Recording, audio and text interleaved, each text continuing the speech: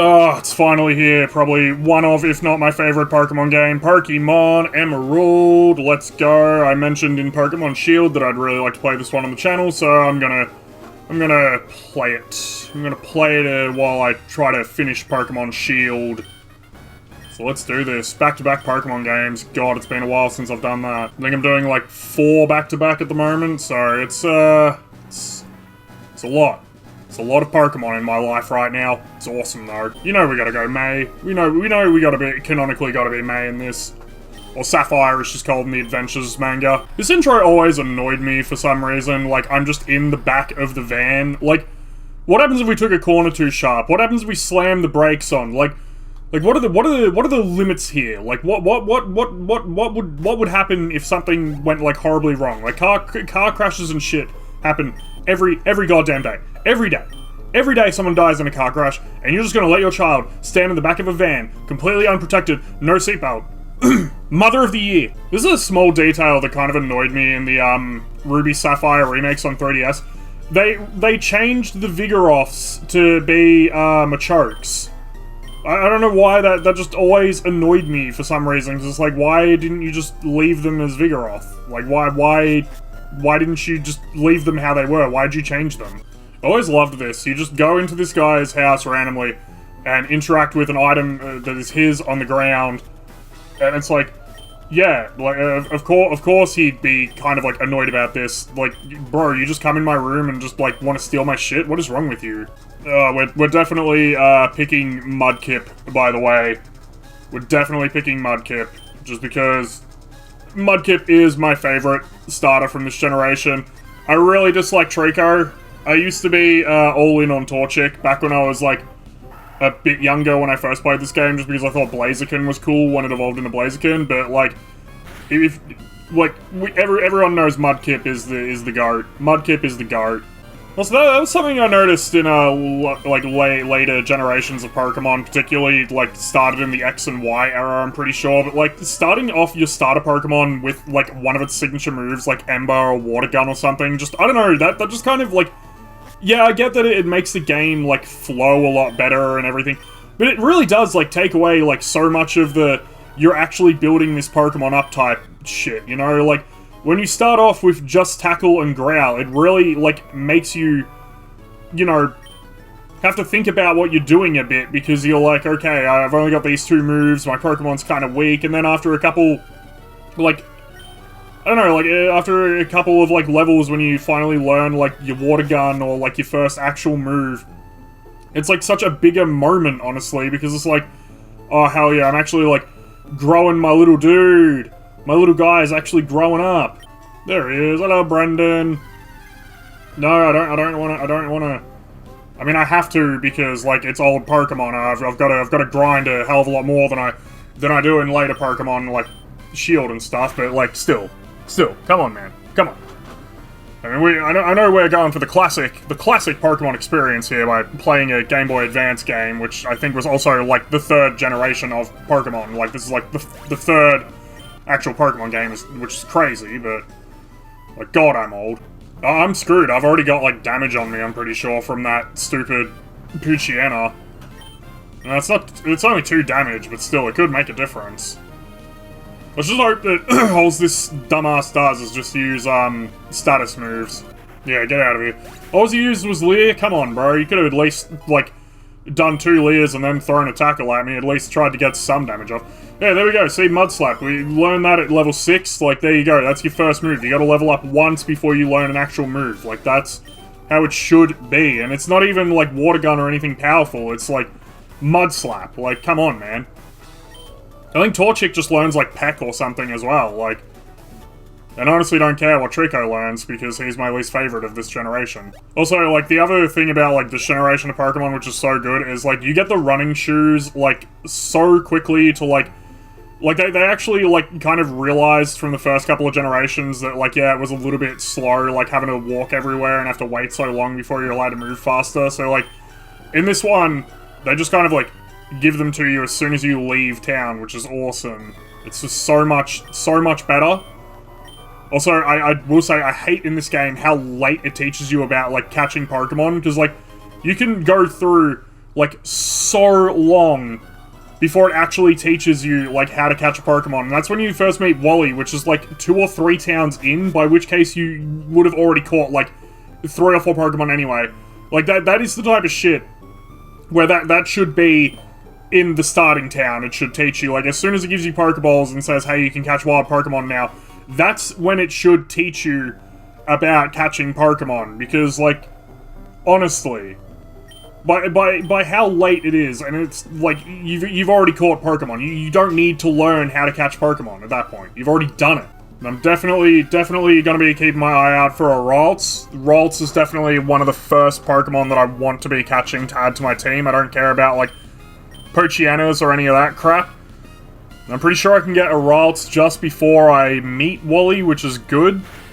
Because Ralts is also Wally's first Pokemon, so I know that there's definitely Ralts around his area, so... It's so interesting playing, like, an old game like this, as well as the same time as I'm playing Pokemon Shield, just saying, like, the difference in, like, the generations, and just, like, how smooth and quick everything is in this game. Like, it's just, in battle, attack, done. Like, whereas in Pokemon Shield, you've got to sit through animation, like... It's so much, like, more... Like, games have just gotten so... It's not just Pokemon, it's like every game. Just so drawn out, because every game is just so obsessed with, like, looking flashy and adding as much bullshit as possible, when it's like, just make the game fun. Like, that's what you're here for, is just to make the game fun. Like, just make it go, like, quick. Like, I don't need 50 million flashy animations for everything, because after I've seen it 3 times, it's already lost its charm, and I'm just wishing for a way to mash through it, you know? Also, I'm pretty sure this is the only generation of Pokemon game where you actually get to see that you have a parent. Because your dad is the gym leader, Norm. Like, I think this is the only Pokemon game where your protagonist has a dad. Like, that's awesome. Like, but it's also, like, at the same time, it's like, man, I see why they never did dads again, because they clearly, like, all they did was make him a gym leader. They're like, that's it. I feel like they didn't really know, like, what to do in terms of, like, adding that as a character. Like, all your mum does in other Pokemon games, kind of just show up, give you advice, start you off on your journey, and give you the running shoes, and just, like, get you on your way. Whereas, like, in this game, because, like, the gym leader is your dad, it means that you've got to do, like, the whole, like, try to build, like, build up, like, the anticipation of the relationship between, like, the protagonist and the parent at the gym. It obviously goes without saying, but much like Pokemon Shield and what I said in Pokemon Shield, any grinding that will need to potentially happen in this game will definitely be happening in my own time off screen, as to not bore you guys with it. So, same as what I'm doing for Pokemon Shield, in this game, all grinding will just take place in my own time, just to not bore you guys. Although, for memory, this game doesn't really, like, require much grinding until, like, I'm, like, pretty much, just at, like, about to go for the Elite Four, pretty much, so...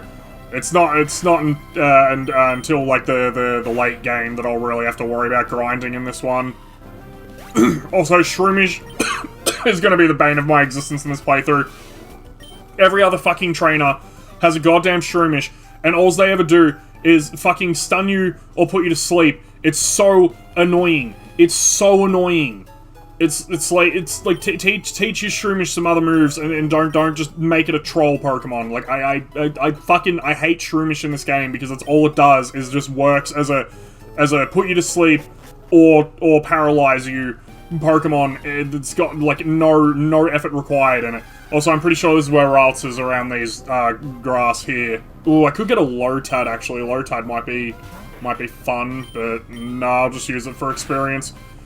I am pretty sure that there is Ralts in the grass around here, so I'm gonna spend some time looking for a Ralts. One eternity later. Oh god, Jesus, finally! Alright, let's just hope we don't just, like, accidentally, like, get a critical hit on it. Ooh, that's dangerous. We're in the danger zone. Alright, Pokeball time, because we want to get this thing to level 20 to get it to a Kirlia, and then I think it's level 30 for a Gardevoir. but like Gardevoir has like the just some of the best like sort of psychic abilities next to Alakazam, and I would love to have Alakazam instead of Gardevoir, but like catching an Abra is just such a goddamn like a bullshit game of chance and luck in this game, because like they only know one move when they start out, which is teleport, which means that you've either got to put the EXP share on it and just like grind out and level it up. Because if you put it first in your party and then switch out to it, that's just essentially a free hit that you're letting anyone get on you. So the most viable option is to just put EXP share on it and just like level it up until it finally reaches Kadabra, I mean. And then, like, yeah, you've just got to go from there. It's so annoying to get an Alakazam, but Alakazam, I'm pretty sure, like, in this generation is, like, pretty broken for memory in terms of, like, his special stats. Hey, Dad. Alright, time to learn how to catch a Pokemon from Wally, even though we've already done it. Seriously, this should be in the first town as soon as they give you Pokeballs. I've already done it, and I can't skip this. I hate this shit so much. I hate this learning how to catch Pokemon shit. I've always wondered if it's possible to mod this game so that you can guarantee that Zangoose gets, like, a critical hit and, like, kills the Ralts, or if it's, like, completely scripted that it's only allowed to lose a certain amount of HP. I've always wondered if it's possible to, like, do that and try that. Because I think it'd be really funny to just watch the game either just glitch the fuck out or crash because it just doesn't know what to do if he kills the Ralts. Also, I just want to speculate on something real quick, right? So every generation, pretty much, of Nintendo console, we've gotten a remake of an older Pokemon game. So like in Game Boy Advance, we got the remake of Green and Red, Leaf Green, and Fire Red. On the Nintendo DS, we got the remake of Gold and Silver. On the 3DS, we got Omega Ruby Alpha Sapphire. On the original Switch, we got Diamond and Pearl. So I'm hoping that means that with the Switch 2, we're potentially going to get a remake for either Black and White, where they could potentially just combine Black 1 and Black 2 together. Like, that would be awesome, but it's also Nintendo. They're fucking scumbags. We know they won't do it. Or we get a remake of one of the 3DS games, like Sun and Moon or X and Y. Because every generation so far of Nintendo, like, handheld console type thing, we've gotten a remake. Like, every generation of Nintendo, pretty much, we get a remake. So I'm really hoping that means we're going to get a remake of another Pokemon game for the Switch 2. And I really hope that it's, like, they don't Diamond and Pearl it where they just fuck it up completely. Or they don't Pokemon Mystery Dungeon where they just remove mechanics and change shit around too much to the point that it just feels nothing like the original and just lacks all, like, soul and fun and creativity. Like, I will never stop, like, saying how much I dislike Pokemon Mystery Dungeon DX. Pokemon Mystery Dungeon Red and Blue are my legitimate, like, all-time favorite Pokemon games, like, ever. And I cannot stand what they did in the remake to those games. Like, they really fumbled those remakes. Like, just because they changed it up so it worked like the 3DS games as opposed to working how they should, which is the original versions of those games. Like, they completely fumbled that remake. Like, I don't want a Mystery Dungeon that controls and feels like the 3DS Mystery Dungeon. I want the Mystery Dungeon that controls and feels like the Game Boy Advance Mystery Dungeon. Hello, Team Aqua. I can't wait to start this side quest that is gonna happen with this dude. I need to do this entire side quest that is about to happen here with this guy in order to get the EXP share, which I'm actually going to need in order to start getting my Curlier. And then, of course, my, Gardevoir, so I'm gonna need to do this quest for this guy. And it does get a bit tedious. It does get a little bit tedious. Just because mainly it just tells you vague information, and you've either got to just know where to go, or you've got to follow a walkthrough, but because I've played this game before, I'm fairly confident that I know exactly where to go and how to do it, but it really just does not give you a lot of information to go off of. I've always wondered something here, but I've never done it because I always have 2 Pokemon in my party. There is a double battle coming up, just up to the right here. But I've always wondered, if I didn't have 2 Pokemon in my party, how does it work? Do I just have to fight each of the trainers one after the other? Or do I just throw out 1 Pokemon against 2 Pokemon? But I've never tried it. I've never gone to this bridge with only 1 Pokemon in the party. I might try that later, actually, because I know where a bunch of double battles are in this game. I might just see what happens if I go to one of them with only 1 Pokemon in the party. Alright, well, I'm gonna leave it here for episode 1 now that we're in Rustiboro. I don't know if this is gonna feel like it'll be a shorter episode than a usual Pokemon or a first episode of a series, but with Pokemon, the first episode is always, like, just feels like we don't get a lot accomplished because you're just going through the intro and all that other stuff. But, whatever, it is what it is. Anyway, if there's a game you'd like to see me play and or suffer through, please leave it in the comment section below. I'd be more than happy to do it and just try my best for you guys. Till the next video, love you all. See you in the next one. Like, comment, subscribe, do all the good shit. Goodbye.